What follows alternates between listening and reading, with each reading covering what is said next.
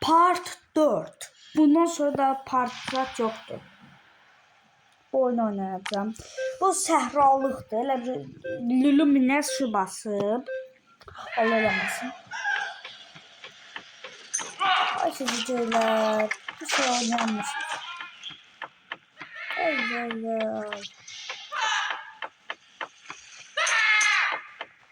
Ne olursan? Xiyar. Hardan nereye bu xiyarlar?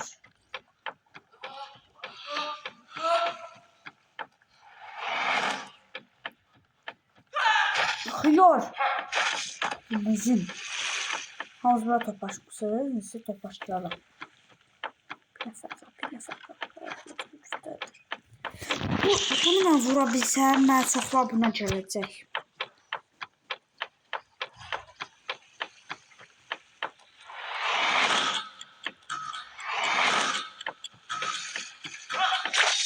Yeah! Son anda bu iş. Bu da bizim dostlar. Kur'an hakkuttu. Şu dostlar, Temu'dan da mal vurmaq istəyən vursun və heç kim soxmur. Sağ olun, özünüzə yaxşı baxın.